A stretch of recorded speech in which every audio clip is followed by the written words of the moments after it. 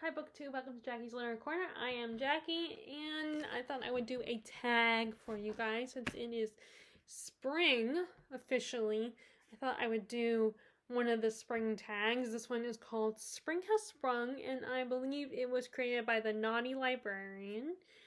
So I will find her video, and I will put the link to that video in the description box below. And so you guys know how this works. I get a series of questions or prompts, and my answers are book related. So here goes. Question number 1: flowers. All the flowers we remember are blooming again. Pick a book that's fresh. Take on a retelling. And I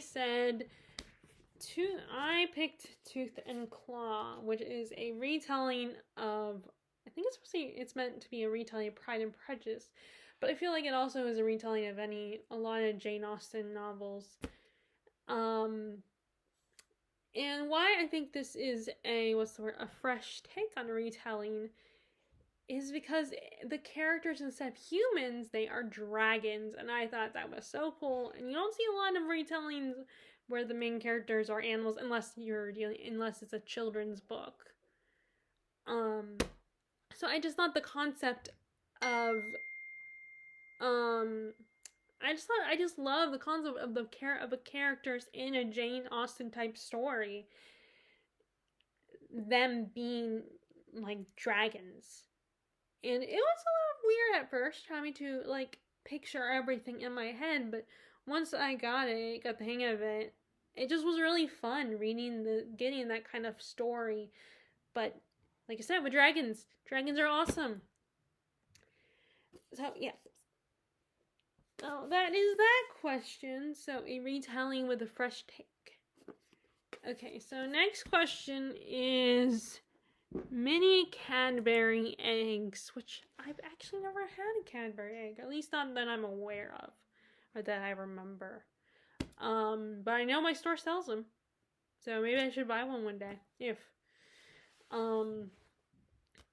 but so the question is, obviously the superior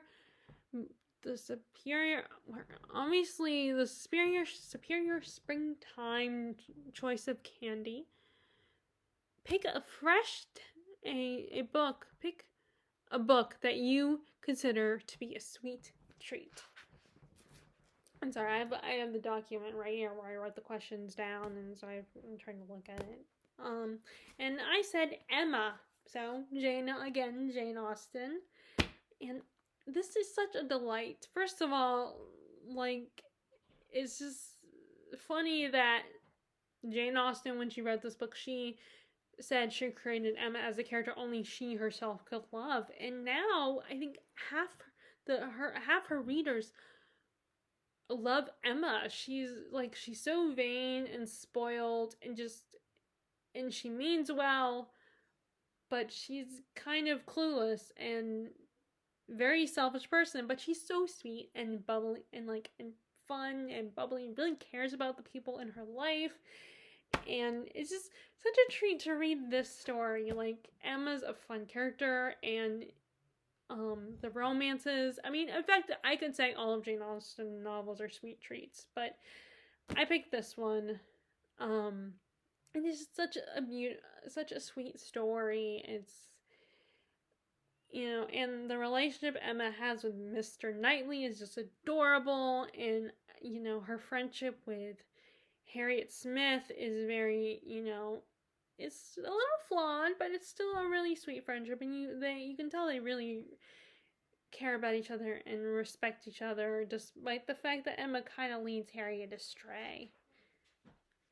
And it's just a fun little read, and there's something about Jane Austen's novels. They're so quaint and just really, again, a sweet treat. So that is my sweet treat for the springtime, Emma. Although I'm going to read, the next Jane Austen will be a reread of Mansfield Park, I think. Okay, so question number 3. Allergies. seasonal allergies that make your eyes water. Pick a book that made you cry. And I hate to say it, I feel bad for saying this, but books don't not make me cry. I mean, I might go, oh, or, get angry at a book and at the characters in the book, but I get more emotional with TV shows and movies. I'm a very visual person, and I've always said I watch movies and TV shows just as much as I read books, and maybe even more, and I'm trying to change that. In the last few years I've been trying to change that, and I think I have succeeded. But I don't get emotional with books. I mean, I do, but I don't openly cry with books. I just can't. I need to be surrounded by the characters' voices and music, and be able to see it, not just in my imagination, but really see it. I need, which I guess, as I always say, maybe that means my imagination is not as good as I like it to be. And I'm more prone to cry with a TV show. Now, of course, it's also kind of interesting because I'm more prone to pay attention and focus only on a book, while with a movie or TV show, I can have it on in the background while watching a YouTube video or a booktube video or something. But if I'm fully paying enough attention to it, it can make me cry more so than a book. So I don't have a book answer for this one. I mean, I could say what shows and movies and stuff has made me cry in the past, but there's a lot of them. There is a lot. So I don't have an answer for this one. I'm sorry. Okay, so question number 4. Spring cleaning. Out with the old and in with the new. Pick a book to unhaul. And actually, when it comes to unhauls, I don't make huge unhauls, but I will get to the point where I will do trickles of books that I unhaul. So, I actually have 3 books that I've unhauled recently, and unfortunately, one of them I have not read, but 2 of them I have. Like, I have a bad habit of I'll buy a book and then all of a sudden I won't be as interested in the book anymore. And that usually I go through this process of, because to ease my guilt freaking not giving it a shot, I will look at Goodreads reviews. But yeah, I kind of do feel a little bit, but like I said, I feel bad that I don't even give it a shot. But then I just lose interest sometimes in some books. And I know that's okay. It's just, it makes me feel a little less guilty if I read Goodreads reviews. So, these are 3 books I've gotten rid of. So we have, that I'm unhauling. So we have The Only Good Indians, which I did like, and I kept it for a little while, but then I decided, am I gonna read this again? And even though I liked it and had a good time with it, I don't know if I'll read it again. And then we have The Ghost Tree by Christine Henry. This was another one that I did like. It was fun. But again, I don't know if I'll ever reread it again. Although I do think it's worth checking out. And then the last one, the one I didn't read, is The Ghost Tree, which is funny that both these books have the same exact title. But this one is, it was just, I bought it at the roast office, and it's a used bookstore, so it wasn't that expensive. I paid like $3, I think, for this. And, which, it's funny, because, I got it at the roast office, but, obviously, the person who left it there the first time when I bought it shopped at Thrift Books. And so I thought that was kind of funny that this is a Thrift Books purchase, and I didn't actually get it at Thrift Books. But I can't. The other 2 I could probably have told you what they were about. I mean, obviously, because I read them. This one, because I haven't read, I can't really tell you. I know it's a ghost. I think it's a romance. It is romance, and it's a ghost story, I think, and it's one of those go back and forth in time, kind of like what Kate Morton does. So I just lost interest. Okay, so those are the 3 books I'm unhauling. Okay, question number Question number 5. Spring break. Pick a book. It's the perfect time for adventure. Pick a book that is involving a road trip. And you guys know I don't read contemporary, except for maybe there are some adult contemporaries that I might make an exception for. But, so I ended up picking the Wheel of Time series. Because technically, yes, it involves a road trip, but not in a car, on horses. And it's the typical farm boy. He might be the chosen one to save the world. So he and his friends go on an adventure with a sorceress and her knight, to defeat the bad guy, the dark evil lord. But don't be fooled. There is more to it than it being very similar to Lord of the Rings. This is only the first book, and this author, Robert Jordan, was definitely inspired by Lord of the Rings, and there are a lot of similarities to Lord of the Rings. But the rest of the series is very different, goes in its own direction. And if you want to know more about this series, watch Daniel Green's channel. But this is really fun. It was fun, this first book. And like I said, it kind of is a road trip, except for not in a car. You're on horses and traveling through the forest. So yeah, this is my road trip book, or a book that has a road trip on it. Okay, so question number, that was 5. Question number 6. It's mating season. It's the time of year in the animal kingdom to make some babies. Pick a book with some smutty delights. And I don't really read smut. I have read a little bit. I know that Anne Rice kind of goes in the smut direction quite a bit, but I haven't read her books in a while, and I only have one of her books now, but I do mean to reread those. The Witching Hour, and I'm pretty sure that had smut in it, but I decided I can't pick a book that I have not, I've read it, but I didn't finish it the first time I read it.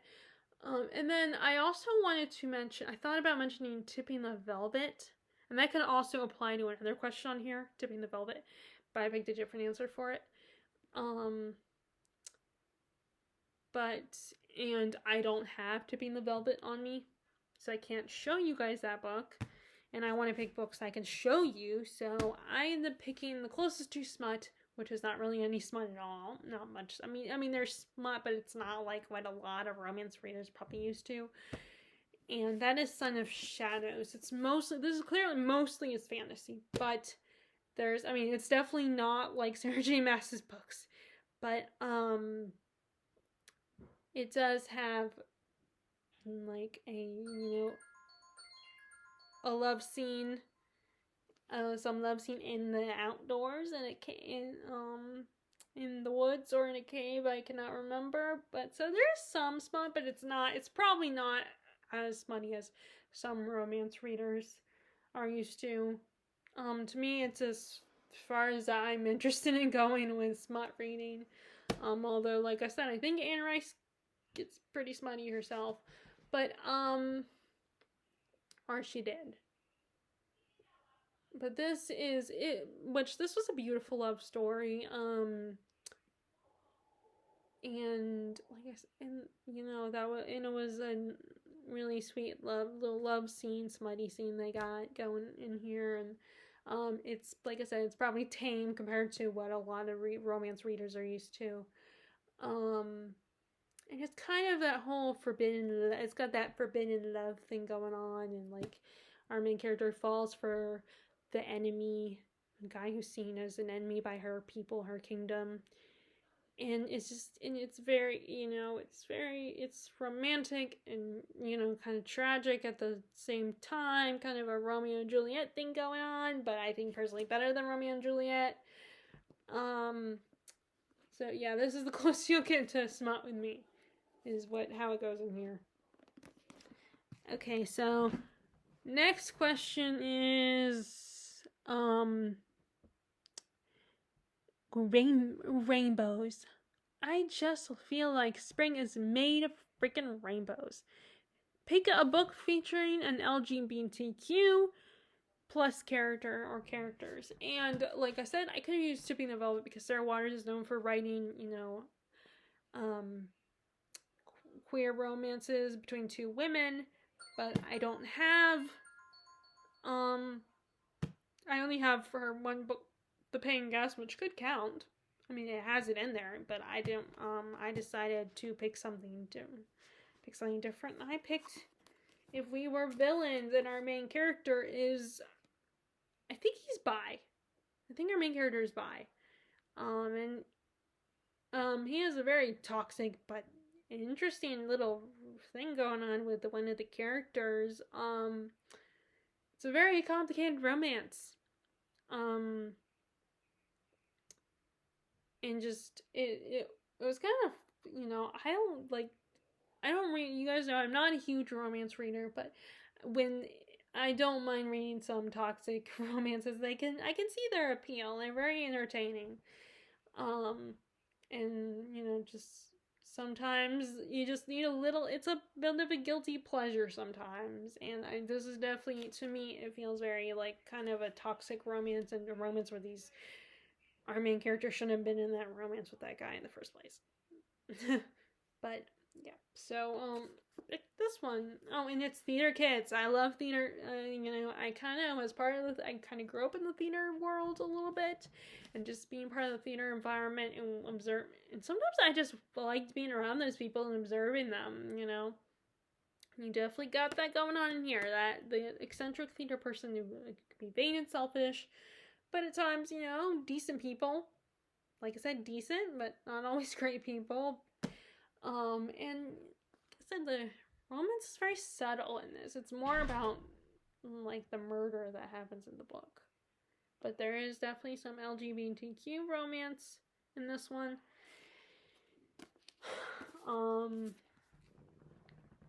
Okay, so question number 8. Spring Awakening, which I've never seen that play, but I am familiar with it. I've heard of that play. I've just never seen it. I don't even know what it's really about. This is one of my all-time favorite musicals, even though it's filled with completely dysfunctional characters. Pick a book that's also filled with completely dysfunctional characters. And it was either this one or there's another one. There's a couple I thought about. Like Needful Things also has some dysfunctional characters, but I think that was kind of reaching it a little bit. But I picked the characters in Game of Thrones. There's a lot of dysfunctional people and people that have a lot of issues and experience a lot of tragedy, and especially the Lannisters. The Lannister, not the tragedy part, but their family is very dysfunctional and messed up, and you feel sorry for them. Like you have incest going on, and a dad who's kind of an ass, and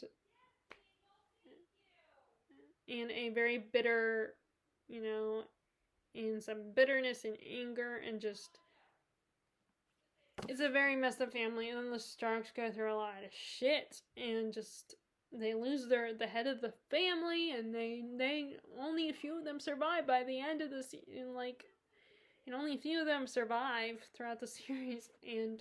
But yeah, this is just a very messed group of characters. There's so many characters, not just the Starks and Lannisters, that are messed up. So, it'd be kind of interesting to see Spring Awakening, because I've heard of that musical before, but I've never seen it. I don't know a lot about it. Okay, so the last two questions are, question number 9. In like a lion, out like a lamb. Pick a book series that didn't get better as it progressed. And I don't have a book series. I might be able to name some show, although currently, although there is a show, but I'm currently, there's 2 shows. But one of them I'm actually watching right now to see how I feel now after years of being away from it. But then there's another show that has really gone downhill right now currently, but no book series. I've usually liked my series in the direction they go. So, no, sorry, no book series. I don't have an answer for this question number 9 either. So, last question number 10, of course, tag people. Consider you guys self-tagged if you're interested in doing this tag. It's fun, but usually I say that about all the tags I do. So, that was my Spring Has Sprung book tag. So, if you guys want to answer the questions and do this tag, feel free to do it. Or if you just want to answer one of those questions in the comments below, I would love to see your answers. If you guys like this video, be sure to give a thumbs up, click subscribe, and click the bell notification below if you want to be notified when I post new videos. And I hope you are having a good spring so far. And I guess people from the other part of the world, I hope you are having a good autumn right now, because I know for you guys on the other side, it is, I believe it would be considered autumn right now. So, I will talk to you guys later. All right, bye.